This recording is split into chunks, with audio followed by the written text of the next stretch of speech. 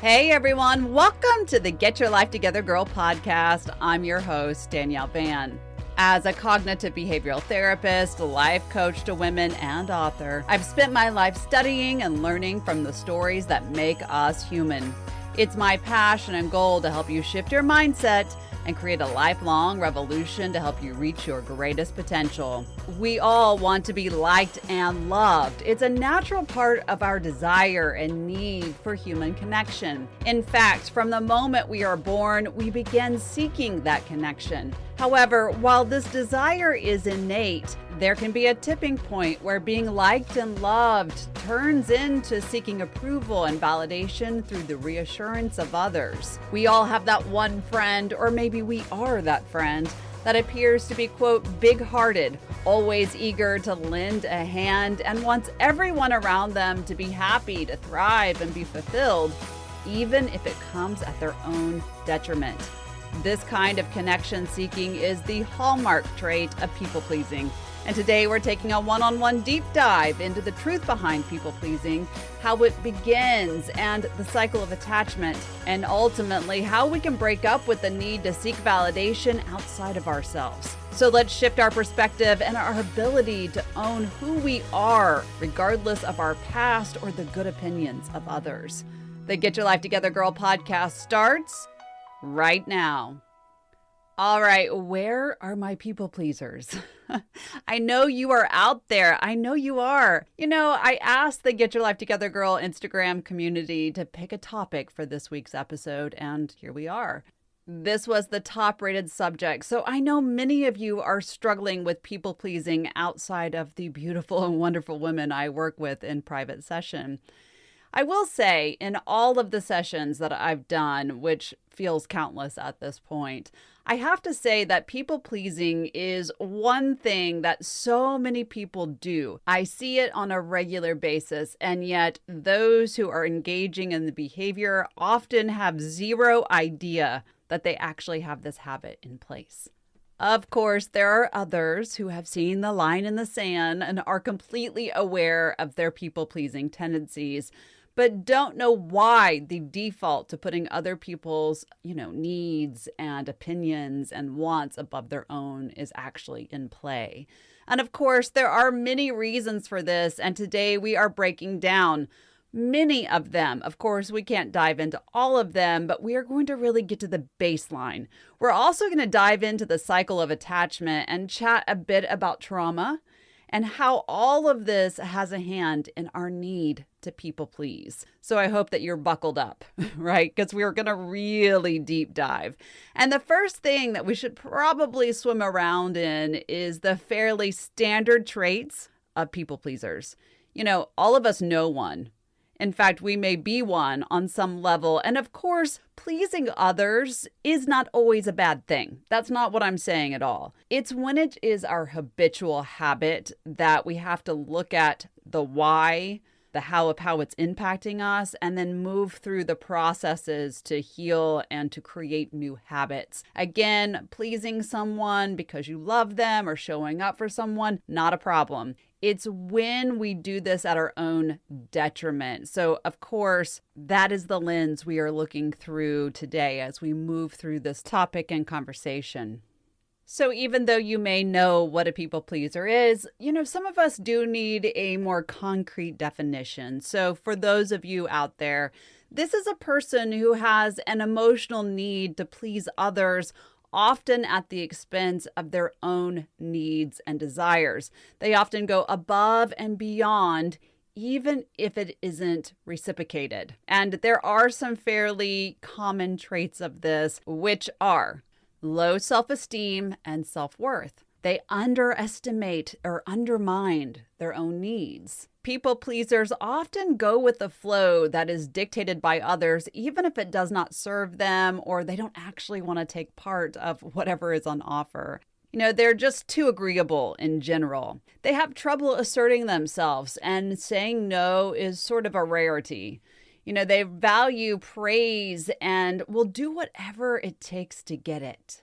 A people pleaser will often say sorry or try to rapidly fix something, even if they weren't even a part of the issue or there's no apology required on their behalf, which of course lends them to taking blame even when things are not their fault.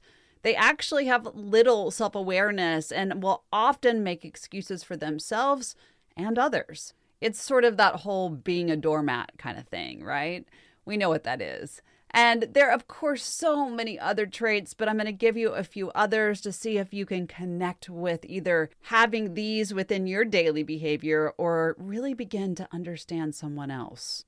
People pleasers often have an inability to fully own their emotions. So there's a lot of suppressing of negative emotions like anger and sadness and upset. They tend not to express their genuine thoughts and are constantly concerned about what other people think of them or are afraid of making a fool of themselves or really work for ways that they can flatter others, even if they dislike them, so that they can feel seen. They also avoid conflict and disagreements, often at all cost, and want to be seen as perfect because that way they can please others in their perfection. These people are also often hyper-vigilant of other people. They have a hard time really distancing themselves from people who are negative, abusive, or cause them pain on any level. They show compassion for others and to others, but refuse to give it to themselves. But they also do it as a way to please that person into thinking that they themselves are a good person.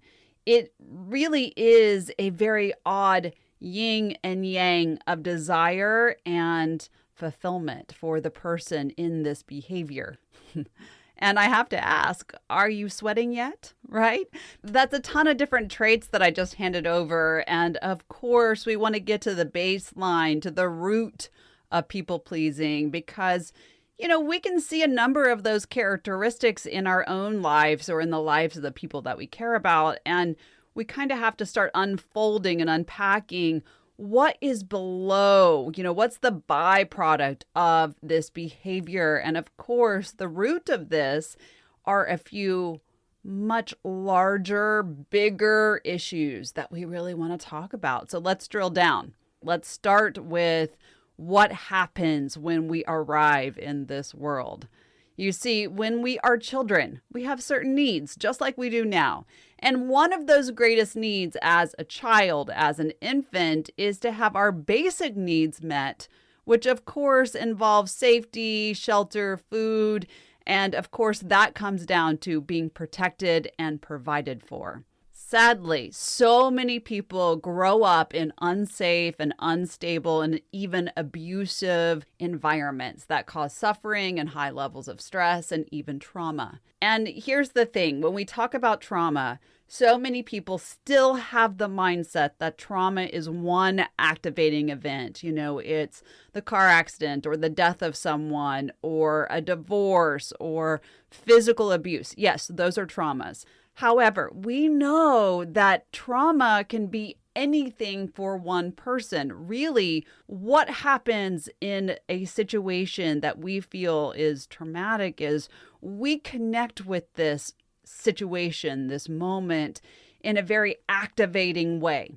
There is a deregulation of the nervous system, the brain, the emotional system, and we create these little fragments within us, this fragment within our processing and our energy, and we connect to the moment as a trauma event. Remember that our brain's number one job is to keep us safe, and it will always, and I do mean always, find a way to adapt to the environment in a way that will create a form of blanketed safety, right? This fort that we surround ourselves with, that we put our emotions and our mental health and all of the things inside of it to really keep us safe. And, for many, the default safety mechanism is to please. It starts so early. It starts as small children.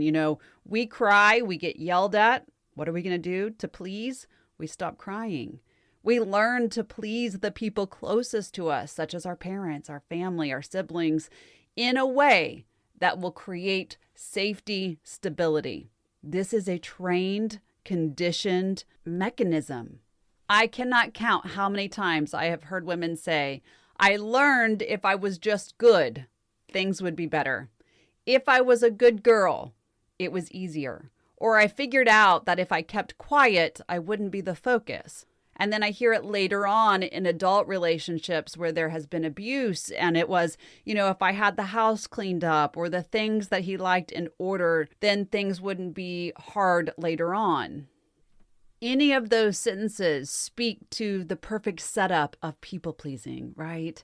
And ultimately, again, this response is an adaptive coping mechanism that we put in place to help us control the out of control world around us as we try to fix and stabilize the environment. But here's the problem. When we wire in a habit, it takes conscious effort to break it. Right? If we don't even realize that we have this behavioral pattern set up in us, we can spend upwards of a lifetime unconsciously engaging in this way. People pleasing becomes our second nature. And whether we like it or not, it negatively impacts our lives. Of course, there are many other ways that we are set up or we set ourselves up for people pleasing outside of childhood traumas or childhood situations or unstable environments. Many times for a lot of women, people pleasing is truly rooted in the fear of rejection or the fear of failure. It can even be set up in our early friendships and our love relationships. It doesn't have to be in the adult situations. People who experience bullying will often use people pleasing as a way to connect with others and stay off any mental and emotional possible pain, right? Again, it's about building that fort of safety around us. Sometimes we feel unwanted and we can't really understand why. And as we feel that way, we try to earn attachment, earn affection, earn connection, often from emotionally unavailable people, right?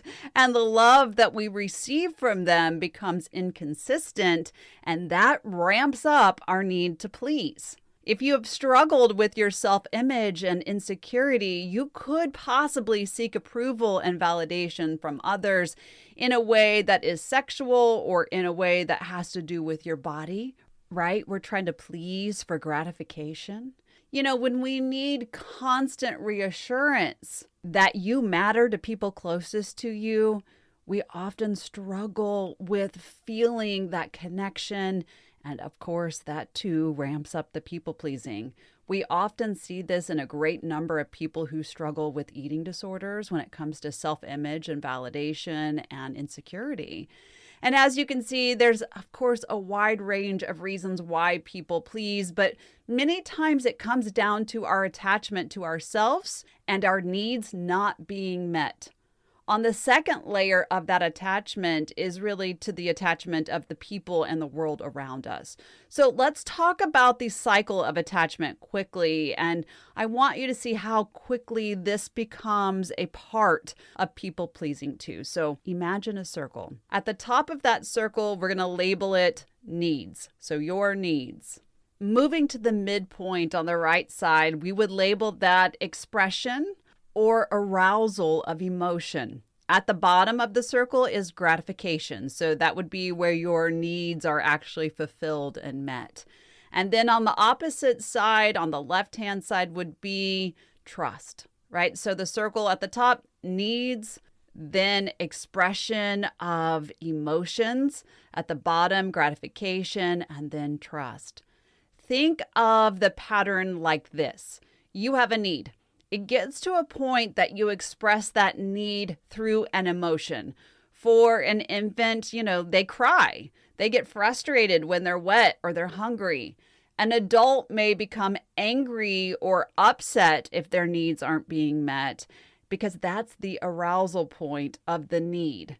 A baseline example would be, say, I'm starving. This is a very simple example, but I think you can follow it. So I am absolutely famished. I haven't eaten all day and my head is starting to hurt because of that. Maybe my hands are shaking. The need is the food. The expression is the headache that's causing my crankiness because I'm starving because my need hasn't been met.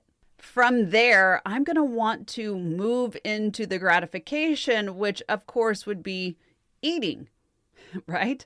And for a baby, it would be that they were soothed or fed by someone close to them, and they begin to trust that that person will meet their needs again. For the adult, they trust themselves that they can feed themselves, or they trust the person that they're with that says, hey, I think we need to go eat.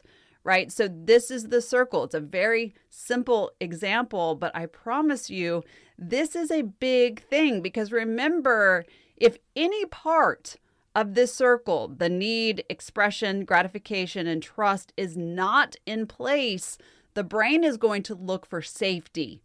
It's going to look for a way to get the need met in the cycle.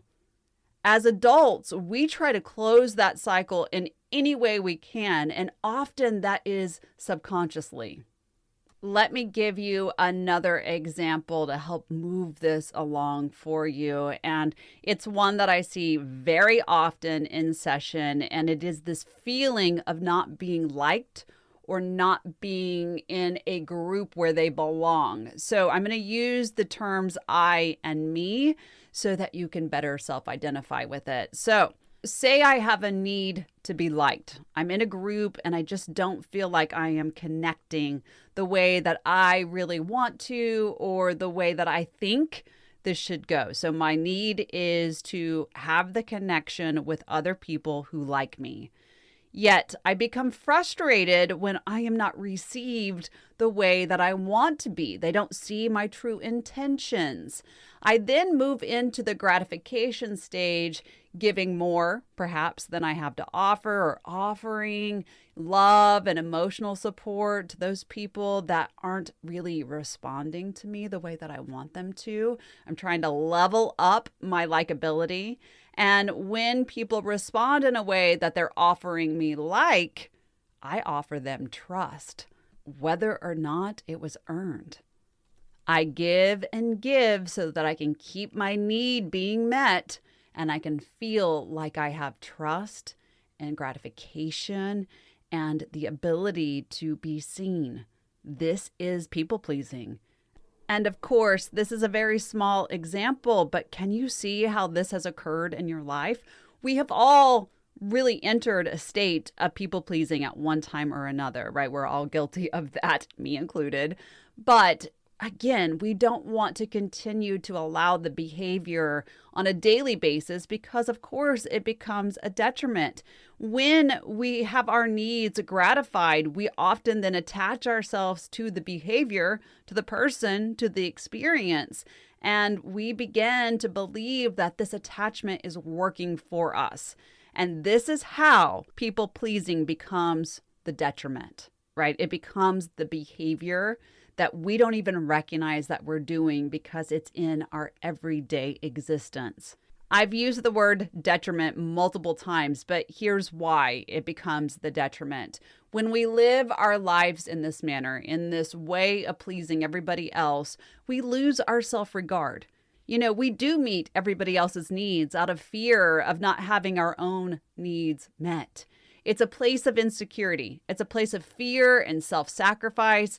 And sadly, it sets us up to be used. This is something else that I hear so often of is I give everything I can to this person or to this experience, and I never get anything back. I feel used.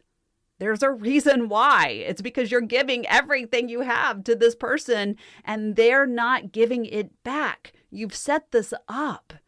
We should probably talk about the other negative effects of people pleasing beyond what has already come to mind or the word detriment. The effects can actually be very serious, not only to yourself, but to your relationships and even the world around you. The first, detriment, is living in a constant state of stress and anxiety. Look, it takes a lot to keep people satisfied, right? If you're a mother, you know this just within your own family dynamic, but it does. It takes a lot for people to feel fulfilled.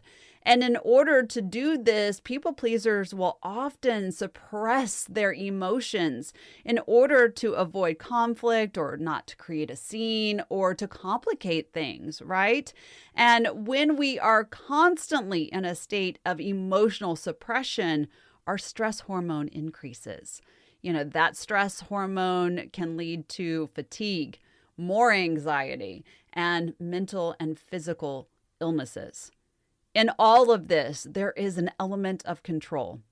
And the people pleaser will always do their best to keep their environment safe. Remember, that is the purpose of people pleasing. And as we try to keep our environment safe, our anxiety builds because we're afraid that our safety is about to be rocked. The attachment cycle is never completed, right? And so we begin to really look for the pending uncertainty and try to put the gratification and trust into place without all of the true needs being met. It's an extremely difficult place to live. Now let's move to resentment and regret. When we live our lives out of alignment with our needs and our core values in order to please others, what happens? We betray ourselves. In this betrayal, we begin to feel that lack of appreciation, right? We're underappreciated or we're not appreciated at all. This happens a lot in marriages that have gone on for a long time, and the couple has not put the effort in to meet each other in the middle. So often, wives become focused on making the husband's life so perfect that they begin to really feel this disconnection, this wobble board, right? The seesaw of appreciation as the pleasing gets higher and their needs not being met, right? It's that seesaw effect of the pleasing at the top and the needs on the bottom, on the ground. But here's the deal with that. The longer this goes on, the greater likelihood that resentment enters the picture, right? It enters our lives. We can feel regretful over not meeting our own personal goals and ambitions or the way that we put so much trust into other people. And that regret turns to resentment. From there, we end up with dysfunctional relationships. It's a really odd thing because people pleasers are trying to improve their relationships by building safety. But in reality, we end up creating dysfunction. It's love me to the point that you break me. And what makes the matter even worse is that people pleasers are really chameleons, right? So no one gets to see their true colors. That is until the safety is broken. And then from that point is where you often find out who the person really is, right? So when we experience hurt and pain and experiences from our past and they show up in our relationships and we let go of the people pleasing, there is this huge expression and arousal point of the emotions, right? Remember our cycle here, where we end up breaking the attachment and showing who we really are deep down inside, even if we're not quite aware of who that is at this point. So again, we break the relationship, we create dysfunction, and then we try to fill in the safety, and it just never works. I once had a woman ask me if people pleasers are actually liars. And in a sense, it's not a huge leap. And I'm not calling you a liar if you are a people pleaser. That's not at all what I'm saying. But what I'm saying is when you are not your authentic self and you mold yourself into someone else so that you can meet someone else's needs and wants, essentially, you are not being truthful about who you are or what you need. So while this woman was looking at it from a perspective of someone being a liar, what I will say is, I believe you could quickly make the leap that we aren't being truthful, right? So if we're not authentic in who we are, then we are sort of wearing the mask. And that will never get us to the place where we feel like we are moving forward in our lives, right? We want to remove the mask, do the healing, not love people into a space that it breaks us. There are many people pleasers that can even take this a step further and become manipulative about how they create acceptance, love, or being wanted. And it's from here that toxic relationships are born, right? So let's now talk about emotions too, because this is a big thing. People pleasers live in a mental cage. I mean, think about it. If you're constantly in that stress, in that fight or flight, trying to brain hack the trauma in your life because you refuse to deal with it, you're really preventing yourself from living the fullest expression of joy, freedom, purpose, and your personal meaning.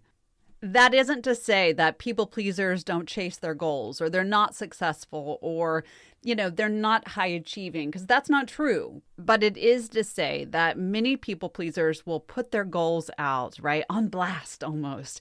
What do you think? And they'll look for this validation because they want to make sure it serves everyone. And when someone differs from what, may work for the people pleaser, then they are likely to abandon their passion or the pursuit of what may work for them, in favor of what their partner wants or what their parents want or what may come at them from whatever group they are engaging with. When pleasing is in full-scale operation, you might find it hard to let go, to enjoy yourself, speak from the heart, live from the mind, body, soul connection, because there's so much concern over everything else that dominates you. Because of that, there's a sense of emptiness. And so many people, like I said, don't even realize that source of emptiness stems from something that happened so long ago. In all of that, there is a massive truth that I want you to own. If you are sitting in a space where you're listening to this and you just feel really triggered, or you feel like, oh my gosh, I can't believe that this has been my way of showing up for so long, and what do I need to do about it? I want you to remember that we are all required to meet our own needs, but we have to actually be aware that this is the way that we have been showing up.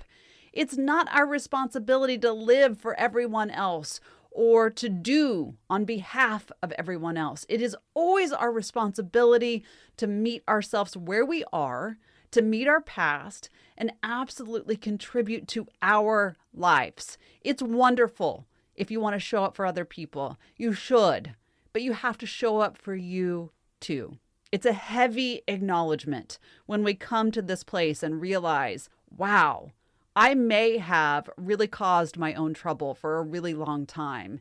And we begin to realize that our lives are never fully together, or they seem like they're always falling apart because we have wired in a safety mechanism that is no longer needed and creating turmoil.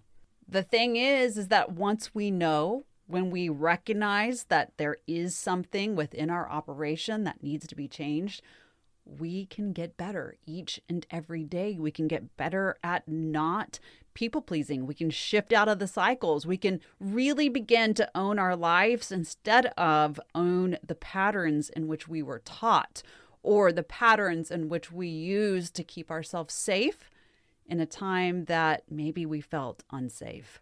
So how do we do that? How do we get out of this cycle? How do we break this piece of us that's just simply not serving us? How do we make our lives work for us in a daily way? First things first, we have to become conscious of our behavior, right? So if you have listened to this and you've suddenly become aware that this is how you are engaging, you have to take some ownership. You have to have some acceptance, some self-acceptance that this is something that you put in place to hopefully keep yourself safe.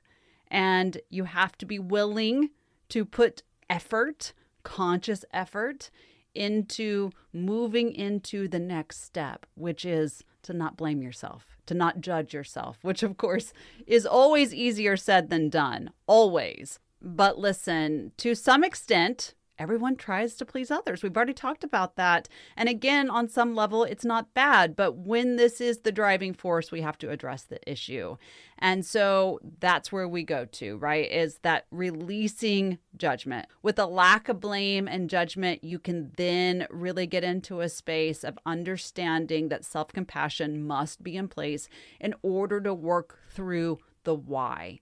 So we understand that it's happening. We can let go of the judgment that it has been happening for so long, or that we've caused our own trouble, or that we've broken relationships, whatever it is, because we can't change what we don't know. That self-compassion feels and looks like, I see you. I understand this has been the way it is, and it doesn't have to be this way any longer. It's also really the only way we open the door to understanding the why. Why aren't we meeting our needs? Why are we not letting our beliefs and emotions really be in the forefront of everything that we do? Why are we showing up for other people? And this is a place where we say, I see you, I offer grace, I love you, I'm sorry, it's okay, right? That's compassion. I see that I showed up in a way that was really trying to keep me from feeling hurt, but in the long term, it created more. It's going to be okay. This is a big thing. It's something that we have to have. It's something that if you're seeing yourself right now in this conversation, you simply just say, you know what? I am ready to move forward. Many times I ask women to step outside of themselves and offer words of praise that is geared at the traits that they possess, right? So people please themselves, essentially. You know, it helps us see our own value too. And it is something that is extremely uncomfortable if you have been doing this for everyone else and you've not turned that intention and attention inward. It can be really, really kind of earth-shaking for our emotional body. And our mental process takes a bit of time to catch up, but it really does help us see our value. It helps us understand that we too have needs to fulfill, that we can offer ourselves compassion, love, and grace, and we can do for us in a way that serves us in the same manner that we've been doing for so long for other people. And what's so beautiful about that process is when we continue to look at that cycle of attachment and our cycle of our emotions and how we're showing up, we begin to create our own personal trust. This is big, right? And so if we can't meet our own needs, somewhere in that cycle is getting disrupted. And when we start doing it, the cycle is completed. We stop looking outside of ourselves. And with compassion, we are able to say, what do I need? What do I need and want mentally, emotionally, physically, and spiritually? And we get to that underlying reason why we always feel like we have to help others, but not ourselves. This is a big, big process. It is not an easy process, but it's one that we absolutely must take. And once we take it, we can start examining whether something is triggering you into your helpful behavior or if it has been a developed habit from long ago, right? That's getting into the why. I will fully admit that for years, before I was in this space, before I was working with others, before I took my own personal journey, I found myself really engaging in a space that I always tried to rescue people. You know, especially people that I felt like they couldn't do it themselves or that they just needed some help. I was always willing to step in and do that work for them or try to guide them into something better. And when I realized I was doing this, often at the expense of myself and my goals, I realized there was something missing from my childhood that I had carried over into my adulthood. It was like I took that saying, be the person you needed when you were growing up, and went to the next level. And many people do. And sometimes we fall on the cross of that service. The thing is, we don't want to become martyrs. We don't want to die at the feet of our past needs. We don't want to get into a space that we are continually creating our own trouble. From here, we have to realize that people pleasers are likely living from a space of reaction and habit, not full mindfulness, not being present, not even aware. And you and I both know that in order to break a habit, we have to learn to pause. We have to learn to stop, listen to our gut, reflect on our needs, and then respond in every situation with our mind, our heart, and our eyes wide open. There has to be alignment. There has to be connection. We don't have to say yes to everything. And really, that is one of the very first full stops that we put in place when we talk about people pleasing. We begin to evaluate, do I really want to do this? People pleasers are the queen of yeses. But we have to remember that every yes is also a no. So if you are the people pleaser, you start right here. You start by putting in some personal boundaries, some promises to the self, and we begin to ask ourselves some deep questions, some questions that really take our needs and wants into consideration. And sometimes they're difficult to ask and, to create that pause, to hold space for ourselves. But this is where we start. Once, obviously we have identified that this is the way we're showing up, we start here by saying, do I have time? Does this serve me? Does this thing allow me to meet my own needs? If I show up for you, can I show up for me? Can I accommodate everything that's on my plate while serving this? Yes, that's one of my favorite questions. Can I accommodate what I have on my plate while serving this? Yes. And that's what we do. When we are making a choice, we're serving the choice.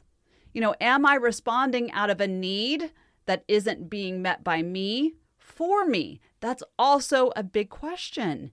Am I responding in a way that I am hoping to fulfill a need that I have by serving you? Huge questions to really ask yourself. Remember the cycle we've continued to talk about. If I do this thing, will all pieces of that cycle really be met? Will I have healthy emotion? Will my need be met? Will I have gratification? Will I have self-trust before I have outward trust? Being mindful is one of the most helpful practices when we are talking about people pleasing. And then there's this other element of really practicing honesty. Remember how I said that people pleasers are rejecting their own needs, or that maybe someone may view them as a liar, and that's because they're not being authentic. So can you stay open and say, this isn't really me. This isn't serving my needs. The purpose of communication is connection, and connection is only built when true honesty is available in the conversation, right? And true honesty is, these are my needs, these are my wants, this is how I'm showing up. Ultimately, over time, you lose yourself if you refuse to do these things. You lose your own judgment. You lose the feeling of being able to live a healthy and solid life. So can you reclaim yourself? Can you claim the past? Can you make peace with it? Can you look at the why? Can you look at the need cycle? And most importantly, can you look at yourself? Can you? If you can, then you can change the habit. I've had many people ask, okay, I can do all of those things, but how do I rewire? And the rewiring comes by not practicing the habit, right? It's by putting something new in place, by asking the questions, by really stopping, by pausing, by making the conscious and concerted effort to change how you are showing up. We rewire by changing the behavior. And that's really the truth. Practicing something creates the habit. And so if we've been practicing people pleasing for a long time, that's our habit. Think about where peace comes from, and that is from showing up for yourself. It comes from setting boundaries. It comes from practicing the no. It comes from not letting guilt be a part of every decision that you make. It comes from not having the need to create safety because you know that you have already created safety for yourself. It comes from knowing that you're not in the same place. That's where peace comes from. That's where the habit of peace is developed. And it's the same way. We can remove this piece and get into meeting the cycle of needs for ourselves all the time. Most importantly, and I've given you lots of different ways that you can really aim at change, but most importantly, when you're doing the healthy work of healing, and that's what it is, the healthy work of healing. I didn't say the easy work of healing because that's not the truth, but the healthy healing work, you have to be kind to yourself and you have to meet yourself where you are. You don't have to please people all the time. And you have to really begin to gauge the people that are in your life. Who do you have around you? Are the people around you those people who you have conditioned to show up for, right? We've shown them, this is who I am, and this is how I'm going to show up for you. And that person says, thank you so much. This serves me so well. I personally had someone in my life that I had really wrapped my arms around and taken care of for so long, even though that was really their role to do for me. And when I let go of that role, it broke the relationship. But it's not healthy. You have to be able to really look at the people and say, am I creating a good environment for the relationships to be mutually beneficial? That's a big question. Am I showing that I am only going to show up to a certain extent and that you are responsible for showing up for you, and meet me in the middle, right? Meet me right there. Because so many people are going to use you up until you decide that you're all used up. If you never make that decision, you're always going to get into that place of resentment and fear and upset and asking your questions of why. Why is it that I always feel used? Why is it that people take advantage of me? Why do I keep having relationships with people who only care about themselves? And that's because that's what you're allowing, right? One of my relationship mottos is, if I find myself having to protect my peace, we are not in alignment. This is not a healthy relationship. I'm going to say that again. If I find myself having to protect my peace, we are not in alignment. This is not a healthy relationship. You have to be persistent with yourself and realize that you have to feel your feelings, meet your needs, and even if it's hard as hell, that you're going to continue to show up for yourself before you give those beautiful pieces of yourself outward. I'm first, then you. I can't pour from that empty cup. Lastly, I have to say this because it's so important. And I really want you to walk away with this understanding that there's just some work, there's some traumas that simply cannot be processed alone. Your mental health, your psychological health, emotional well-being, and social well-being is impacted by every decision you make, including the ones that you decide not to make, and especially the ones where you decide that you're not going to do the work to heal or to clean up the past responses that you have really used against yourself and long expired. It's like eating poison for a really long time and then wondering why you are sick. And maybe you're saying, come on, Danielle, it's really not that serious. And I'm saying to you, it is. This can break you. So if you need help changing the pattern, getting into a space that you don't need to find your worth by pleasing others, go to someone who can help you. There is absolutely no shame in that. If you're struggling to understand why, or you're really getting caught in working through the why, find a therapist. Find techniques that align to your willingness to shift the habit. Pay attention to the bad feelings. Work with a life coach you have connected with that has, trauma-informed training. Don't worry about being selfish. Get to work. Worry more about honoring your needs, less about what's going to impact other people. Worry about pleasing yourself and get to the work. You do not want to spend your life really meeting the needs of everyone else. If you find yourself people-pleasing in these moments where you've been working and doing the hard work, you must stop and ask, what need am I seeking to meet for someone else that I'm unwilling to meet for myself? Perhaps that's the biggest takeaway, that question.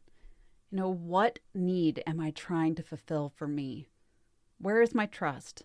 Where are my emotions? Where is my gratification? What are my needs? We can people please our life away, but I promise that's exactly what you're doing. You're people pleasing your life away. If you want to get your life together, you have to get serious about what you need, want, how you want to feel, and work to shift these behaviors that you set in place so long ago. In fact, I'm going to dare you, right? Triple dog dare you even, to be brave enough to do the work. Be brave enough to step into your life. Be brave enough to offer yourself compassion. Say to yourself, hey brain, hey heart, I know that you have been trying to keep me safe and that we developed some habits so long ago that no longer serve us, and I'm going to let you go now. I'm going to look at you, see you, and say, thank you for protecting me in the time that I needed it, but that time has expired. Let go. Be brave enough to do the work. Don't you deserve to feel your best? Don't you deserve to see yourself and fulfill yourself in a way that you have been doing for so long, for so many people? Don't you feel that it's time to offer yourself the ability to feel as blessed as you make other people feel?